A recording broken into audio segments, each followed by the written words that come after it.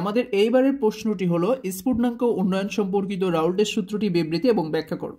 দেখো, এই যে আমরা যে টার্মসগুলো আলোচনা করছি, শুরুতে ছিল তোমার বাষ্পচাপ অবনমনের রাউল্টের সূত্র। এখন আমরা শিখব স্ফুটনাঙ্ক উন্নয়নের রাউল্টের সূত্র। তারপর আরো একটা আছে, সেটা হলো যে হিমাঙ্ক। ঠিক আছে, হিমাঙ্ক অবনমন সম্পর্কিত রাউল্টের সূত্র, বাট এটা খুব একটা আসে না, তো এই জন্য আমরা এটা শিখবো না। আমাদের এই প্রথম দুইটাই বারবার রিপিট হয়, এই জন্য এই দুইটা আমরা আজকে শিখবো। তো দেখো, এই যে তিনটা ধর্ম নিয়ে রাউল্টের সূত্র, এই তিনটা ধর্মকে কি বলে তোমরা জানো তো? আমরা কিন্তু এর আগের লেকচারে আলোচনা করেছিলাম। এদেরকে বলা হয় কলিগেটিভ ধর্ম। ওকে, এদেরকে বলা হয় কি? কলিগেটিভ ধর্ম। তোমরা যারা মনে নাই, আমি একটু মনে করিয়ে দিলাম। কলিগেটিভ ধর্ম কিন্তু আরো একটা আছে, সেটা হলো কি? অসমোটিক চাপ বা অবিশ্রবণ চাপ। বাট এটা সম্পর্কিত রাউল্টের সূত্র হয় না, এটা একটা ভ্যান টপের সূত্র আছে অসমোটিক চাপ সম্পর্কিত। ওকে, তো চলো আমরা স্ফুটনাঙ্ক উন্নয়নের রাউল্টের সূত্র কি সেটা দেখে আসি। তো সিম্পল বিষয় দেখো, স্ফুটনাঙ্ক উন্নয়ন বলতে কি বোঝায়? স্ফুটনাঙ্ক উন্নয়ন বলতে তোমার কোনো বিশুদ্ধ দ্রাবকে একটা অনুদ্বায়ী এবং তড়িৎ অবিশ্লেষ্য দ্রব্য যোগ করলে দ্রবণের স্ফুটনাঙ্কে কিছুটা উন্নয়ন হয়। আবারও বিষয়টা বোঝো, একটা বিশুদ্ধ দ্রাবকে তড়িৎ অবিশ্লেষ্য অনুদ্বায়ী দ্রব্য যোগ করলে যে দ্রবণ তৈরি হয়, সেই দ্রবণের স্ফুটনাঙ্ক দ্রাবকের থেকেও বেশি হয়ে যায়, মানে স্ফুটনাঙ্কের পরিমাণ বেড়ে যায়। আর এই স্ফুটনাঙ্ক কতটুকু বাড়ছে না বাড়ছে সেটাকে পরীক্ষা নিরীক্ষার পর রাউল্ট দুইটা সূত্র দিয়েছিল, বা দুইটা সূত্রের সাহায্যে বিষয়টাকে সে ব্যাখ্যা করেছিল, যেটাকে বলা হয় স্ফুটনাঙ্ক উন্নয়নে রাউল্টের সূত্র। তো রাউল্ট তার প্রথম সূত্রটা কি বলেছিল? রাউল্ট তার প্রথম সূত্রে বলেছিল যে অনুদ্বায়ী ও তড়িৎ অবিশ্লেষ্য দ্রব্য যোগে কোনো দ্রবণের স্ফুটনাঙ্ক উন্নয়নের মান দ্রবণের মোলালিটির সমানুপাতিক। বিষয়টা খুব ভালোভাবে বোঝার চেষ্টা করবা। আমরা যদি এই দ্রবণের মোলালিটিকে সিএম ধরি আর এই দ্রবণের স্ফুটনাঙ্ক উন্নয়নের মানকে ডেল্টা টিবি ধরি, বিষয়টা কিন্তু খুব সিম্পল। আমরা এখানে বলা হচ্ছে যে একটা তড়িৎ অবিশ্লেষ্য দ্রব্য যখন যোগ করা হয় দ্রাবকে, তখন দ্রবণের যে স্ফুটনাঙ্ক উন্নয়নের মান হয় সেটা কিসের সমান?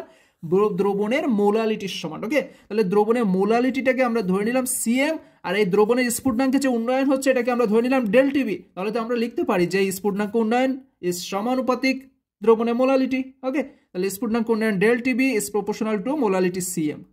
খুব সিম্পল বিষয়টা কিন্তু। ডেল টিবি হচ্ছে স্ফুটনাঙ্ক উন্নয়ন। এটাকে আমরা আরো কিভাবে প্রকাশ করি? টি মাইনাস টি নট, মানে দ্রাবকের স্ফুটনাঙ্ক বিয়োগ দ্রবণের স্ফুটনাঙ্ক। ওকে, বা এটা হচ্ছে তোমার মেবি টি হচ্ছে দ্রবণের স্ফুটনাঙ্ক বিয়োগ দ্রাবকের স্ফুটনাঙ্ক। এটার পার্থক্যকে স্ফুটনাঙ্ক উন্নয়ন ডেল টিবি বলে। এখানে তোমার কেবিটা কি? দেখো, ডেল টিবি যখন এই প্রপোর্শনাল উঠে যাবে তখন এখানে আমাদের একটা স্ফুটনাঙ্ক উন্নয়ন বা স্ফুটনাঙ্কের মোলাল উন্নয়ন ধ্রুবক বসাতে হবে, যেটাকে কেবি দিয়ে প্রকাশ করা হয়। ওকে, তাহলে সমীকরণটা কি দাঁড়াবে? ডেল টিবি ইকুয়াল টু কেবি গুণ সিএম। কেবিকে বলা হয় স্ফুটনাঙ্কের মোলাল উন্নয়ন ধ্রুবক, সিএম দ্রবণের মোলালিটি, ডেল টিবি স্ফুটনাঙ্ক উন্নয়নের মান। এটা ছিল স্ফুটনাঙ্ক উন্নয়ন সম্পর্কিত রাউল্টের প্রথম সূত্র। এখন আসি সেকেন্ড ল। দেখো, দ্বিতীয় সূত্রে রাউল্ট বলছে যে সম আণবিক বা সম মোল পরিমাণ বিভিন্ন পদার্থ একই পরিমাণ কোনো নির্দিষ্ট দ্রাবকে দ্রবীভূত করলে স্ফুটনাঙ্কের উন্নয়ন প্রতি ক্ষেত্রে একই হবে। অর্থাৎ সম মোল পরিমাণ কোনো পদার্থকে যদি কোনো নির্দিষ্ট দ্রাবকে দ্রবীভূত করা হয়, তাহলে প্রতিটা ক্ষেত্রেই স্ফুটনাঙ্ক উন্নয়ন একই হবে। এই বিষয়টিকে আমরা আরো বিস্তারিত এক্সপ্লেন করতে পারবো নিচের পদ্ধতিতে। যেমন দুইটা ভিন্ন পদার্থ আমরা এ এবং বি এর সম পরিমাণ এন মোল নিয়েছি, যেটাকে একই পরিমাণ কোনো দ্রাবকে আমরা দ্রবীভূত করছি। তাহলে রাউল্টের দ্বিতীয় সূত্র অনুসারে দেখা যাবে যে এদের এই প্রত্যেক ক্ষেত্রে স্ফুটনাঙ্কর সমান উন্নতি হবে, অর্থাৎ দ্রবণ দুটি একই তাপমাত্রায় ফুটবে। ঠিক আছে, আমরা দুইটা পদার্থ এ এবং বি এর সম পরিমাণ এন মোল নিয়েছি, মানে এ এরও সমান পরিমাণ এন মোল, বি এরও সমান পরিমাণ এন মোল নিয়ে একই পরিমাণ দ্রাবকে আমরা দ্রবীভূত করছি। তাহলে এখানে অবশ্যই আমাদের দুইটা দশা দেখা যাবে। তো আমরা দেখছি কি দুইটা দশায় স্ফুটনাঙ্ক একই পরিমাণ উন্নীত হবে। এটাই কিন্তু রাউল্টের সেকেন্ড ল। এটাকে তোমরা উদাহরণ দিয়ে আরো এক্সপ্লেন করতে পারো। যেমন আমরা দুইটা ভিন্ন পাত্র নিলাম, সেখানে কি করলাম? একই পরিমাণ পানি নিয়ে একটাতে নিলাম 0.1 গ্রাম অণু গ্লুকোজ, আর একটাতেও নিলাম 0.1 গ্রাম অণু সুক্রোজ। গ্লুকোজ সুক্রোজ দুইটার পরিমাণই আমরা একই নিচ্ছি, সেম নিয়ে আমরা দ্রাবক পানিতে 2 পাত্রে দ্রবীভূত করছি, তাহলে কি দেখা যাবে যে উভয় ক্ষেত্রে তোমার স্ফুটনাঙ্কের সমান বৃদ্ধি পাবে। এটাই কিন্তু রাউটের সেকেন্ড ল, স্ফুটনাঙ্ক উন্নয়ন সম্পর্কিত রাউটের সেকেন্ড ল।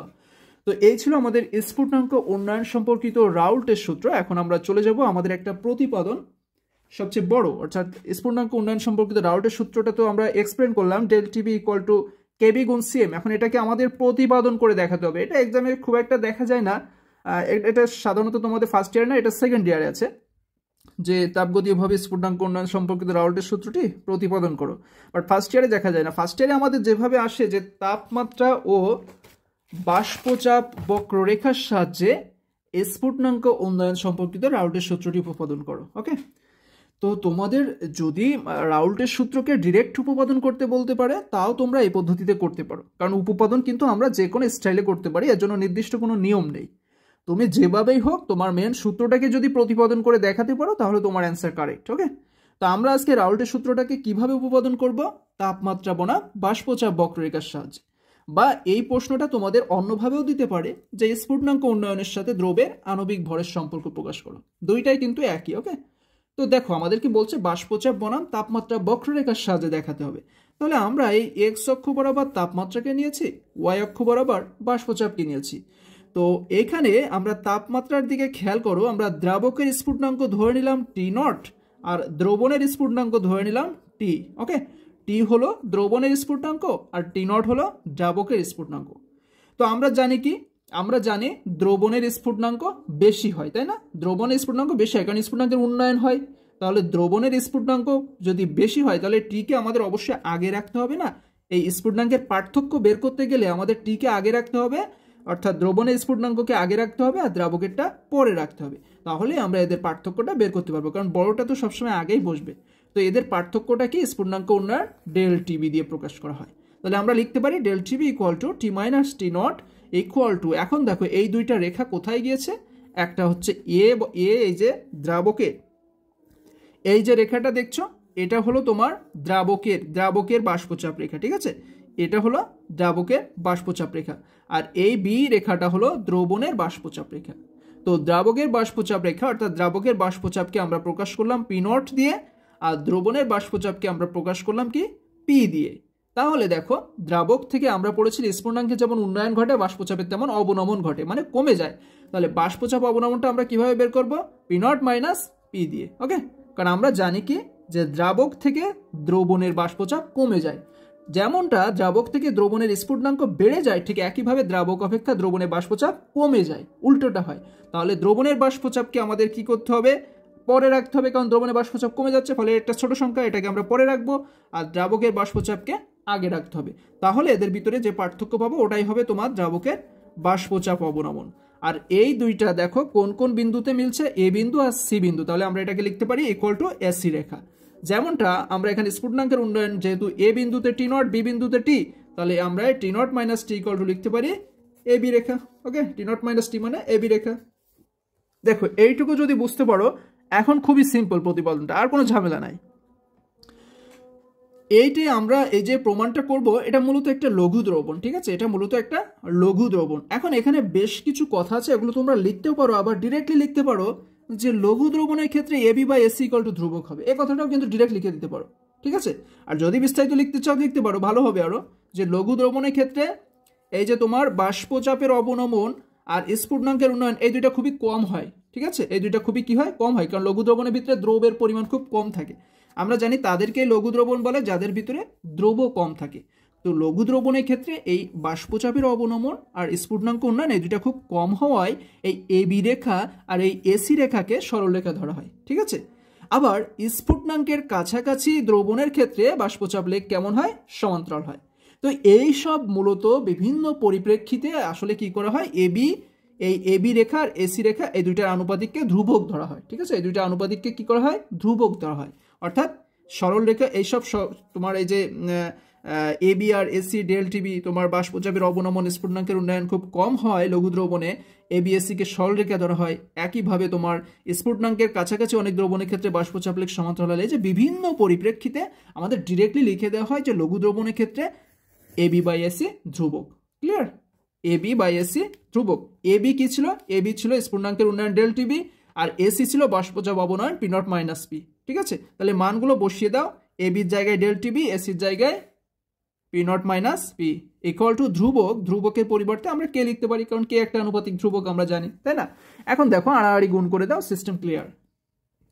কে এর সাথে আমরা P not minus P K গুণ করে দিলাম, ডেল টিবির সাথে নিচে 1 কে গুণ করে দিলাম। ওকে, এখন দেখো P not minus P K, এখন আমরা এদেরকে একটু আলাদা করব। ঠিক আছে, কারণ আছে, কারণ হচ্ছে যে তোমার এই যে পি নট, এই পি নট বিশুদ্ধ দ্রাবকের বাষ্পচাপ। পি নটটা কি আমরা জানি, বিশুদ্ধ দ্রাবকের বাষ্পচাপ। আর স্ফুটনাঙ্কের ক্ষেত্রে বিশুদ্ধ দ্রাবকের বাষ্পচাপটা ধ্রুবক হয়। এই জন্য আমরা এই পি নট আর পি, এই বিষয়টা একটু খেয়াল করো।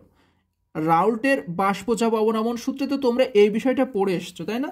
যে বাষ্পচাপের আপেক্ষিক অবনমনের মান কিসের সমানুপাতিক? দ্রাবকের মোল ভগ্নাংশের সমান।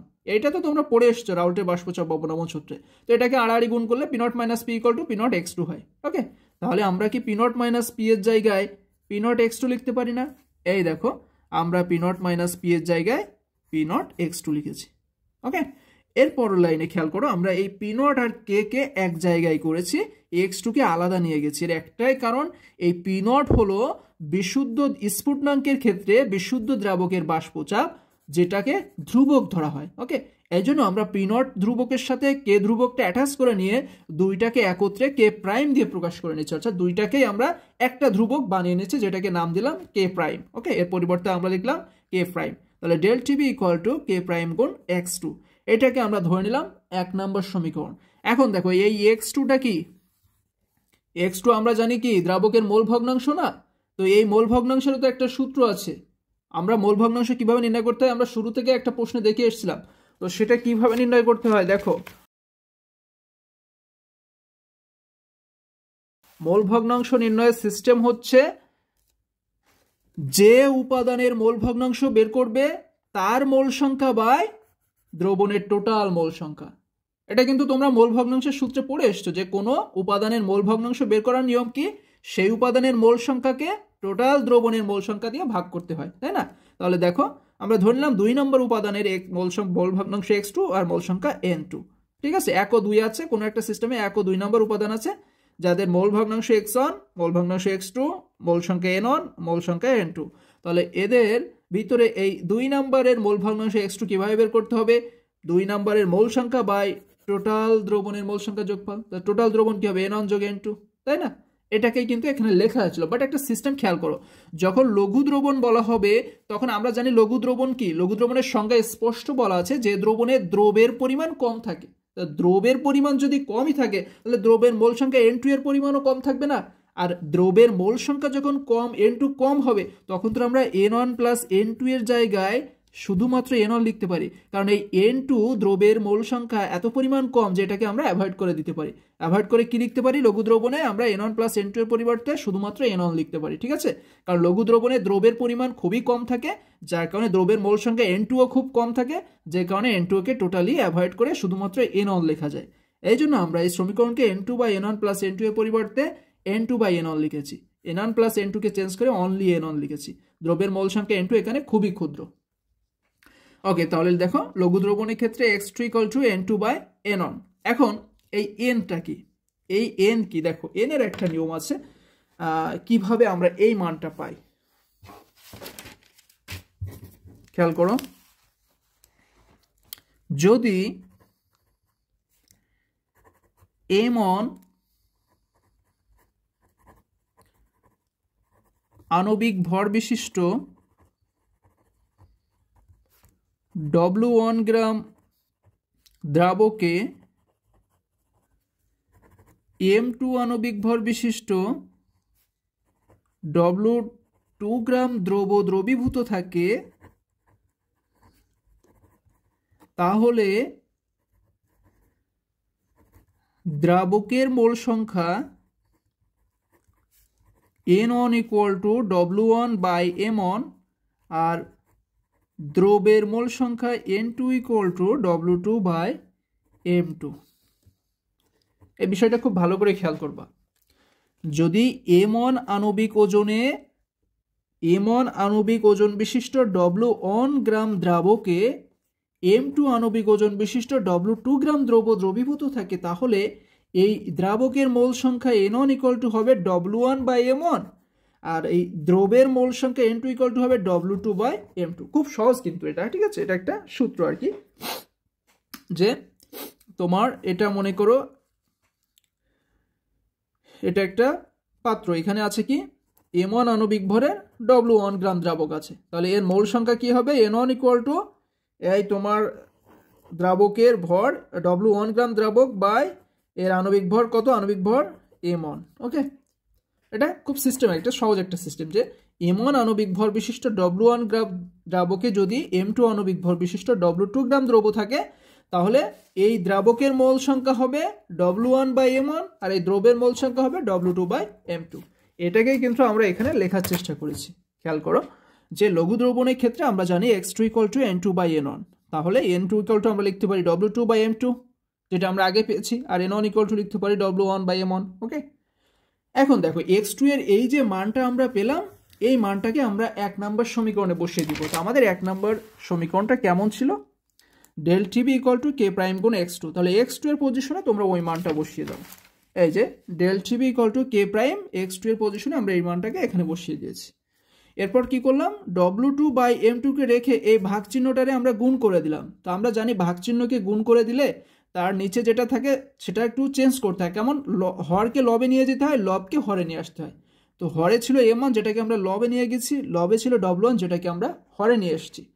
পরবর্তী লাইনে খেয়াল করো, K প্রাইম গুণ W2 আছে M2 W1 যেটাকে আমরা লিখেছি, আর এই M1 কে আমরা একটু আলাদা করে নিয়ে গেছি, আর নিচে 1000 দিয়েছি, উপরে 1000 দিয়েছি। এখন দেখো তো এটা কাটাকাটি করলে কি হয়ে যায়, কিছু থাকে না। এজন্য আমরা কিন্তু এভাবে লিখতে পারি যে লবে যে জিনিসটা নিবা সেটাকে হরেও নিতে হবে, যেন কাটাকাটি করলে ভ্যানিশ হয়ে যায়, এই জন্য আমরা সেটাকে এক্সট্রা হিসেবে নিতে পারি।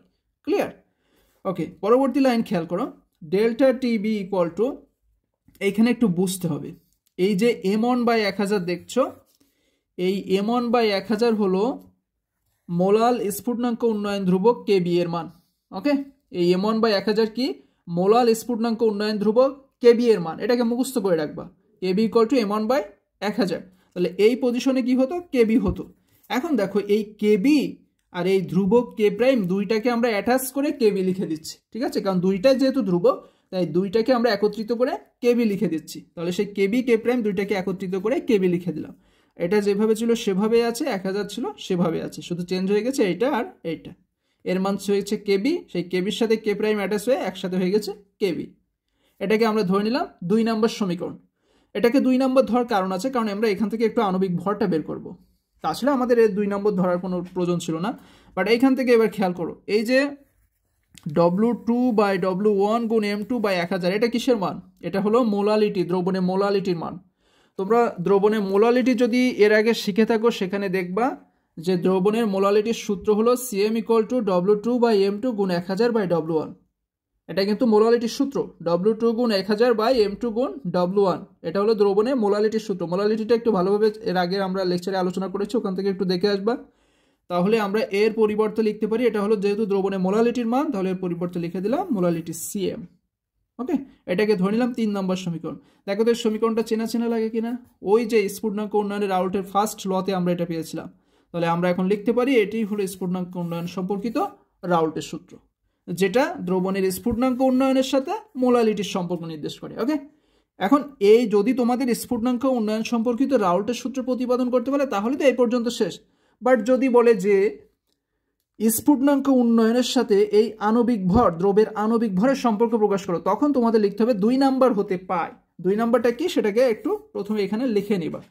তো 2 নাম্বার হতে কি পাচ্ছি দেখো, এখানে আছে W2/M2, যেটাকে বাম পাশে আনলে M2/W2 হয়ে যায়, মানে উল্টে যায়। এই W2/M2 কে আমরা বাম পাশে এনেছি, ফলে উল্টে M2/W2 হয়ে গেল। KB যেভাবে ছিল সেভাবে আছে, 1000 সেইভাবে আছে, শুধুমাত্র এই ডেল্টা TB কে যখন ডান পাশে নিয়ে যাবো সে কি হয়ে যাবে 1/ডেল্টা TB। এখানে আছে ডেল্টা TB/1 আকারে, ফলে ডান সাইডে উল্টে 1/ডেল্টা TB হয়ে যাবে।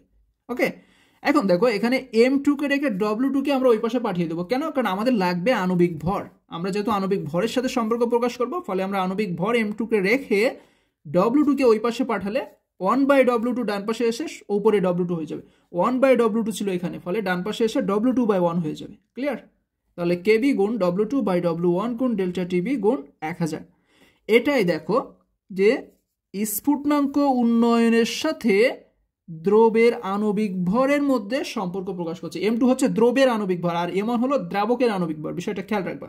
তাহলে এটা কি করছে, স্ফুটনাঙ্ক উন্নয়ন ডেল্টা টিবি এর সাথে দ্রবের আণবিক ভর M2 এর মধ্যে সম্পর্ক প্রকাশ করছে। ঠিক আছে? তাহলে তোমাদের প্রশ্নে যেভাবে চাবে, যদি তোমাদের প্রশ্নে স্ফুটনাঙ্ক উন্নয়ন সম্পর্কিত রাউল্টের সূত্র প্রতিপাদন চাই তাহলে এ পর্যন্ত এনাফ। আর যদি বলে যে না স্ফুটনাঙ্ক উন্নয়নের সাথে দ্রবের আণবিক ভরের সম্পর্ক নির্দেশ করো, তাহলে তোমাদের এই পর্যন্ত লিখতে হবে। ওকে, তো এটাই ছিল আমাদের তাপমাত্রা বনাম বাষ্পচাপ বক্ররেখার সাহায্যে স্ফুটনাঙ্ক উন্নয়ন সম্পর্কিত রাউল্টের সূত্র। ওকে, তো এখন আমরা চলে যাব আমাদের পরবর্তী প্রশ্নে, সেটা হলো কিভাবে আমরা হিমাঙ্ক অবনমনের সাথে রাউল্টের সূত্রটার সম্পর্ক দেখাতে পারি।